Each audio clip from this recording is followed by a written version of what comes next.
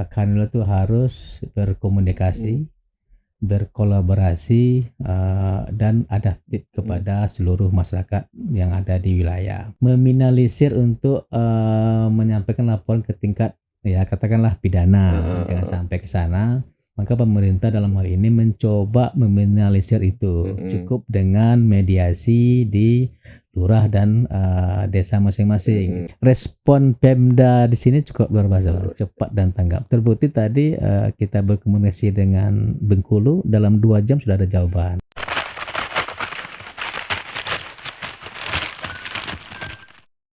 Assalamualaikum warahmatullahi wabarakatuh. Tribuners, sudah bersama kita Kepala Kantor Wilayah Kemenkum Provinsi Bengkulu, Pak Zulhairi. Siap. Sehat, Pak? Alhamdulillah sehat. Walafiat. Alhamdulillah. Pak Zul, apa kesan pertama datang ke Bengkulu ini, Pak Zul?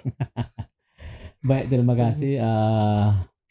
Pertama saya bisa sampai itu tanggal 22 Juli.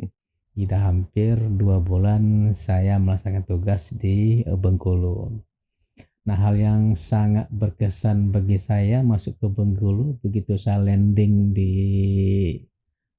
bandara, di atas saya lihat itu alangkah indahnya pemandangan di Bengkulu, penuh dengan kehijauan. Nah, begitu sampai di kantor juga saya disambut oleh teman-teman kantor wilayah, cukup ramah, punya budaya yang sangat khusus, sehingga ada kepuasan bagi saya, begitu saya senangnya, sehingga sampai saat ini saya merasa senang dan bahagia di Bengkulu. Apalagi kemarin berapa kali saya hadiri undangan dari Pemda, dari Pak Gubernur dan Bupati Pemda lainnya, sangat menyambut baik.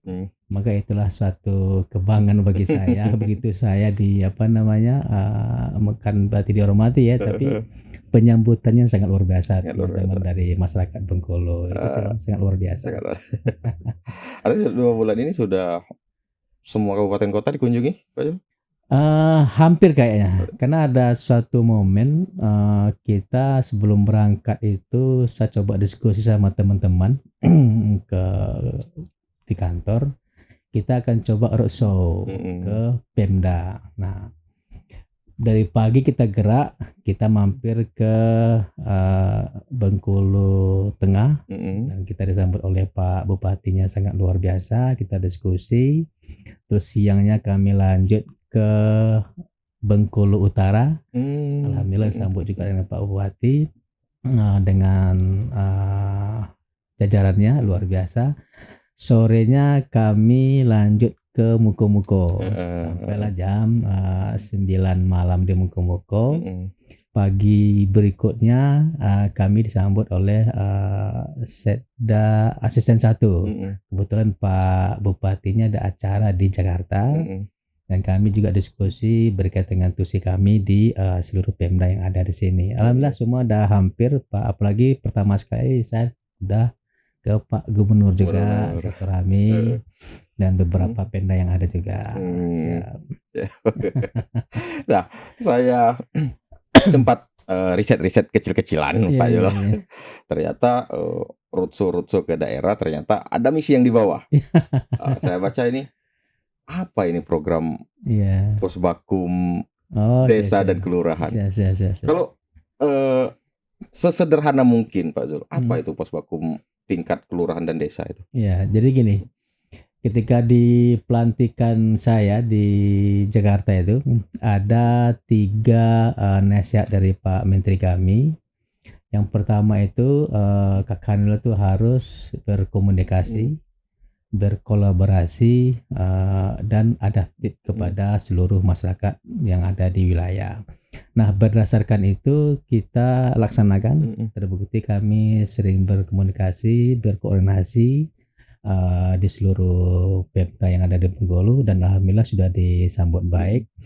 Nah, ada 2 program terbesar yang sangat luar biasa dari Pak Menteri kami. Yang pertama itu berkaitan dengan Koperasi Merah Putih.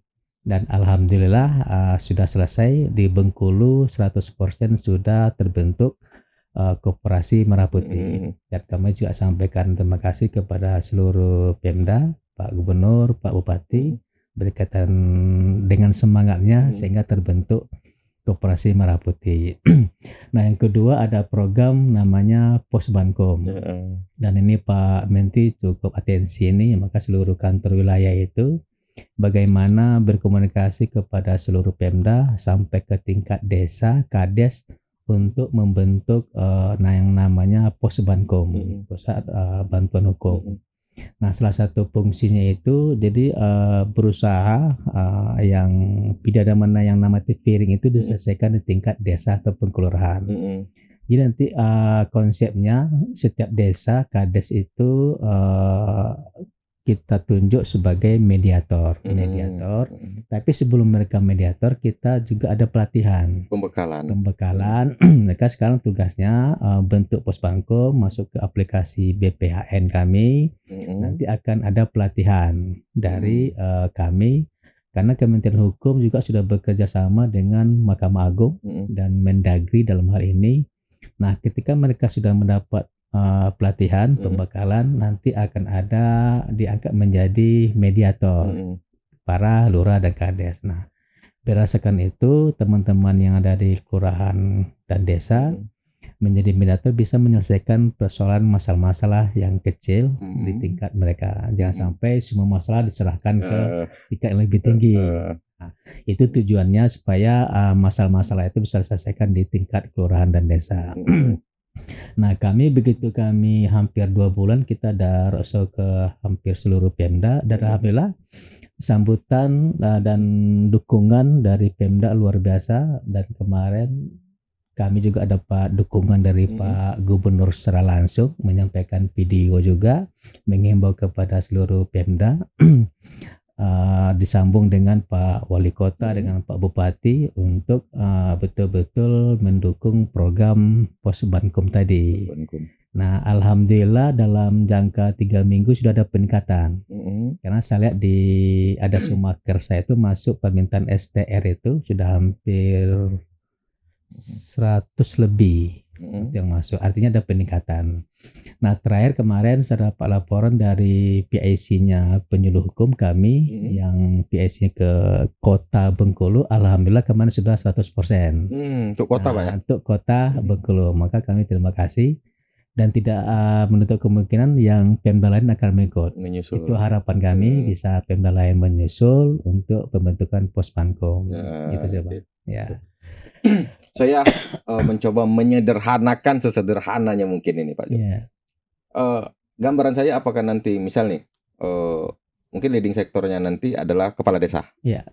Artinya nanti apakah ada satu tempat disiapkan oleh kepala desa berupa bangunan kantor atau mungkin nanti di balai desa atau nanti di kantor desa itu tertulis Posbankom Bengkulu misal gitu Pak. Apakah nanti gambarannya seperti itu Pak? Ya, baik. Terima kasih. Jadi sebelum kami roadshow juga kami kan rapat juga dengan teman-teman penyuluh, teman-teman di Kanwil, termasuk Pak Kadip P3H-nya, pemangku dari Posbankom.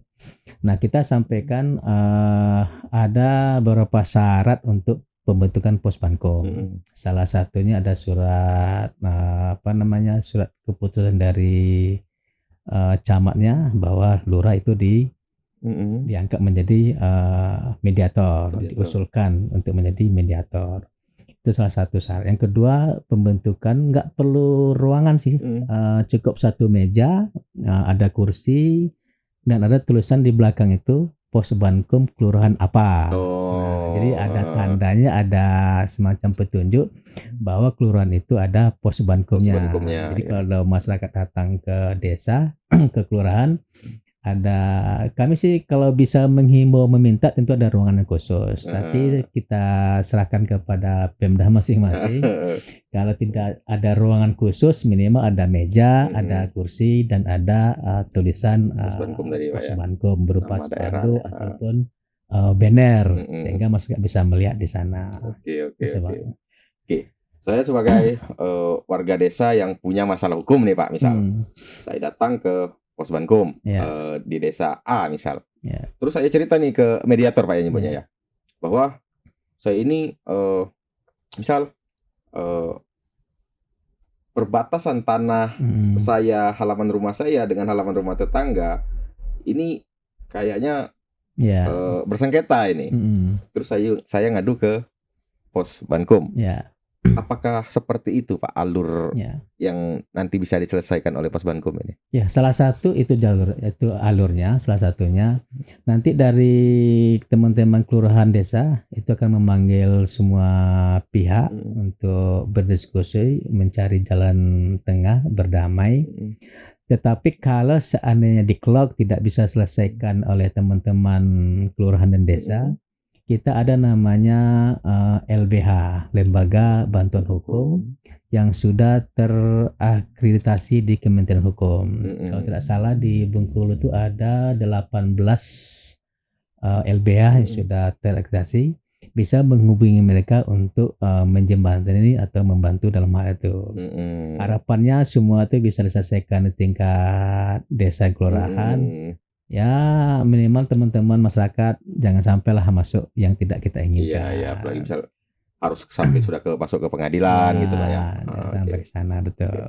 Nah, untuk kasus di masyarakat ini kan biasanya hal-hal yang terjadi ini misal anaknya dengan anak tetangga berkelahi nih. Jadi sebelum ngelapor ke kepolisian, apakah bisa itu ke Pos Bankum dulu Pak untuk mungkin bisa diselesaikan lah secara kekeluargaan mungkin.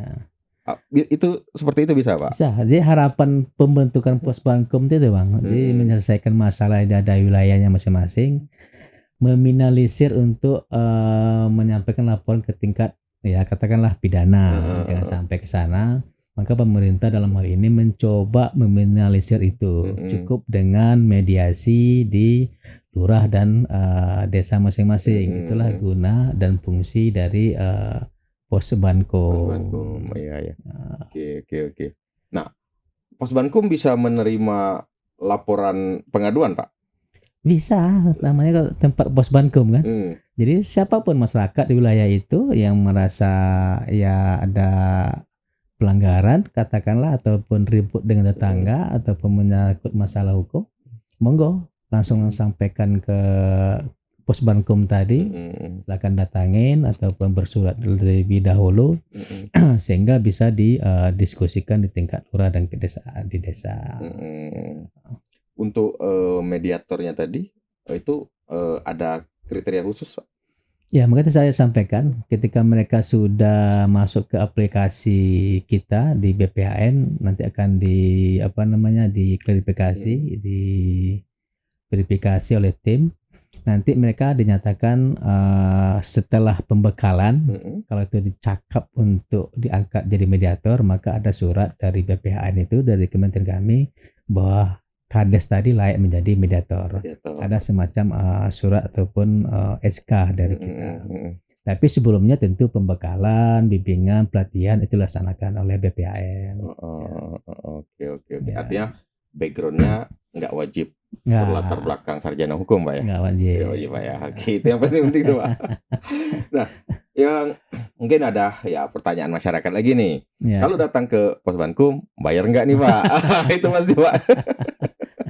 Itu dihindari, itu nggak ada biaya dan nggak ada bayaran.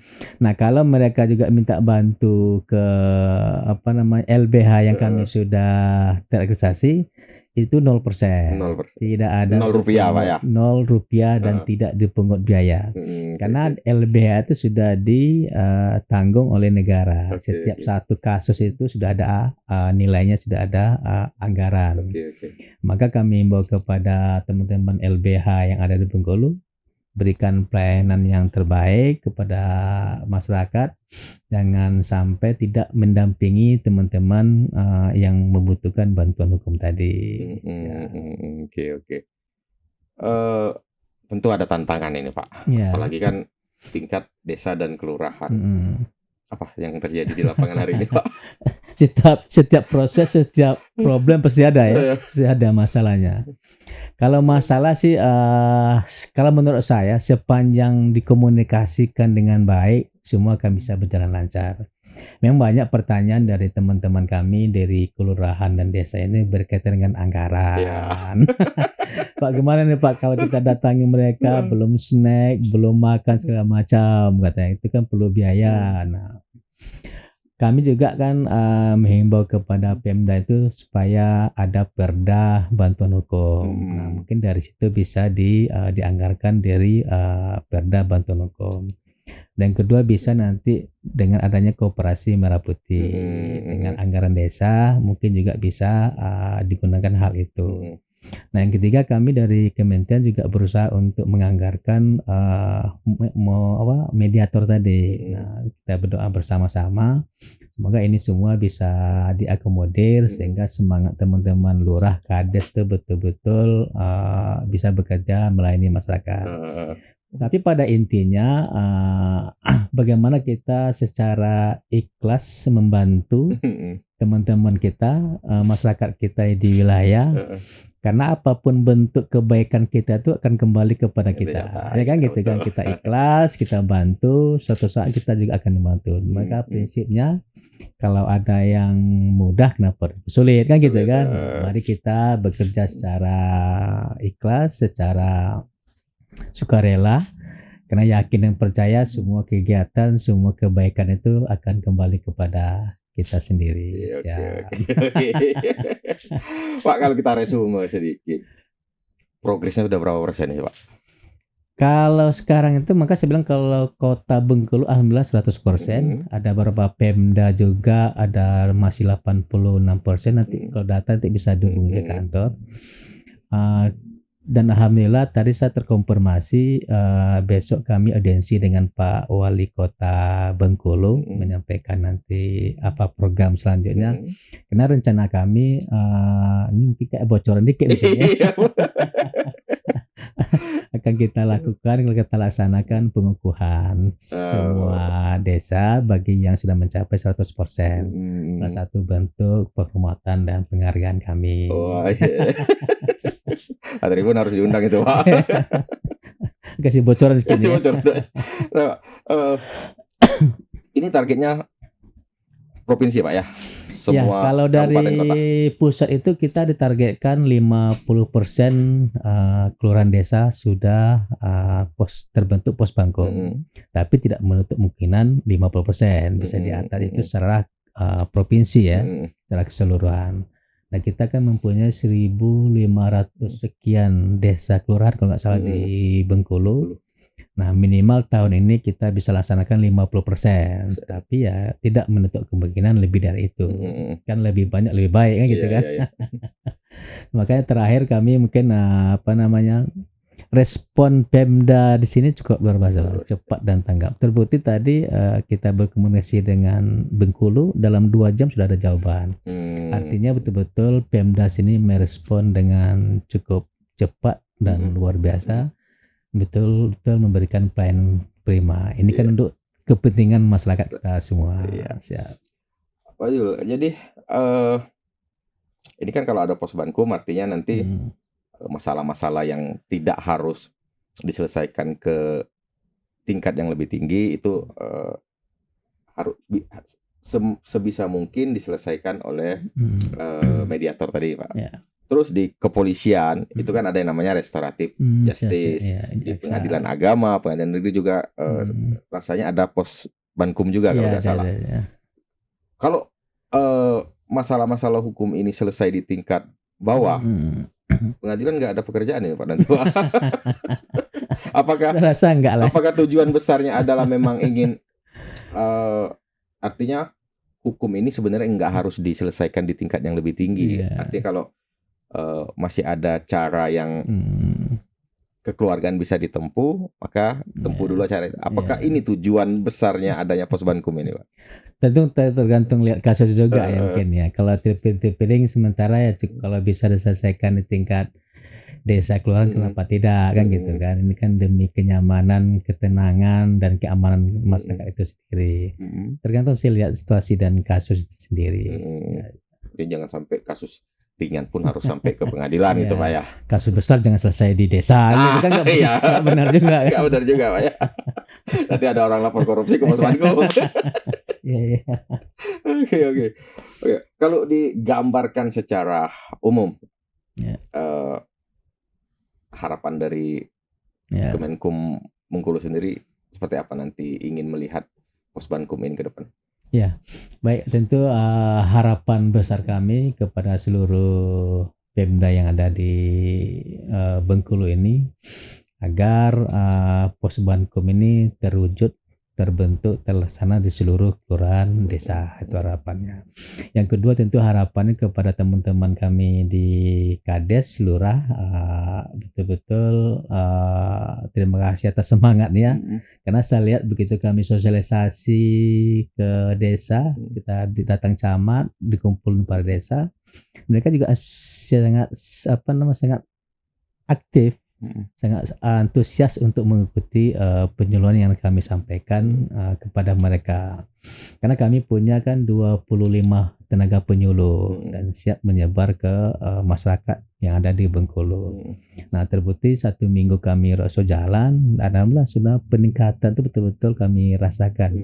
Maka kami sekali lagi terima kasih kepada seluruh Pemda, kepala desa, Kades, atas semangatnya dan dukungannya dalam pembentukan Posbankum ini. Itu sih harapannya. Oke.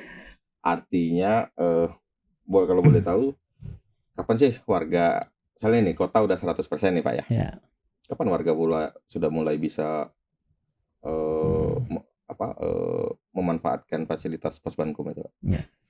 Sesegera mungkin Bang, bisa dilaksanakan. Karena makanya dari awal itu kan tahun ini program Pak Menteri kita gitu kan, pembentukan Posbankum di tahun ini. Nah, kalau nanti katakan di Oktober semua sudah terrealisasi Posbankum yang ada di Bengkulu ini, ya bisa dimanfaatkan oleh masyarakat.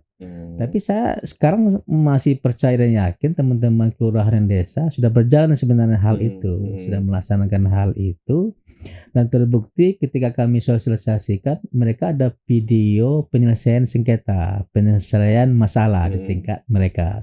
Artinya teman-teman di kelurahan sudah bisa melaksanakan itu. Tinggal sekarang kita kemas dengan serapi mungkin, dengan sebaik-baik mungkin. Iya. Karena pada prinsipnya sebenarnya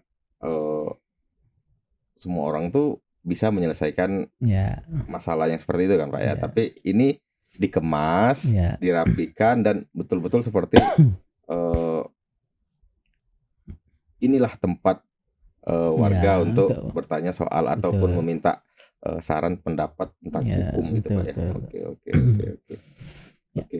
Rasanya saya perlu mengundang penyuluh-penyuluhnya ini Pak. Mungkin dengan kita bekerjasama dengan Tribun ini perlu kayaknya sebulan sekali teman-teman kami penyuluh datang ke sini untuk menyampaikan hal-hal apakah undang-undang, apakah perda, konstitusi dari kami. Nah, kemarin waktu saya bisa sambut tuh ada 2 program yang harus saya laksanakan. Itu ide kami sih.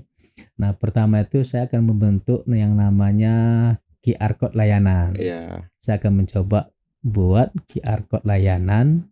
Jadi dalam QR Code itu semua layanan yang ada di Kanwil bisa diakses melalui QR Code.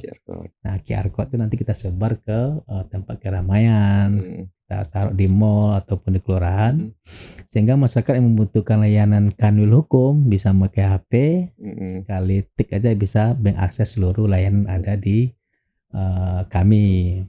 Nah, yang kedua, inovasi kami nanti kita akan coba kerjasama dengan teman-teman berbahasa isyarat. Jadi kalau seandainya nanti ada masyarakat yang berkebutuhan khusus, ketika datang ke layanan kami, nanti di layanan kami itu ada semacam layar yang bisa berkoneksi dengan teman-teman yang berisyarat, sehingga mereka bisa menjelaskan apa syarat, tujuan segala macam melalui layar tadi, bisa berkomunikasi. Nah, 2 hal itu rencana inovasi kami, dan alhamdulillah kalau yang nomor 1 yang QR Code masih dalam proses, yang teman-teman berbahasa isyarat kami lagi cari nih perkumpulannya di mana, sehingga nanti kalau udah ada alamat teman-teman berbahasa isyarat, atau melalui sekarang ini kalau ada teman-teman yang tahu tempat teman berbahasa isyarat, bisa hubungin kami, sampaikan kami, nanti biar isyarat kami berkomunikasi dengan teman-teman berbahasa isyarat. Oke, luar biasa. Hampir 30 menit, Pak. Ya, saya juga terima kasih terakhir nih kepada Tribun sudah sempatkan kami juga berbincang-bincang, menyampaikan tusi kami di Bengkulu ini. Tribun adalah is the best. Oke, Mas, tidak terasa. Siap. 30 menit kita ngobrol-ngobrol. Ya, saya sangat menyambut baik kolaborasi antara Tribun Bengkulu dengan Kemenkum Provinsi Bengkulu. Ya, mungkin di episode berikutnya ini perlu didatangkan lagi narasumber-narasumber dari Kemenkum ini. Karena kita belum bahas soal kekayaan intelektual, Pak, ya kan? Belum bahas soal merek Boleh, Bang. Nanti kita coba jadwalkan apakah sebulan sekali atau 2 minggu sekali teman-teman kami penyuluh menyampaikan hal itu. Oke, Tribuners dimanapun berada, luar biasa sekali hari ini.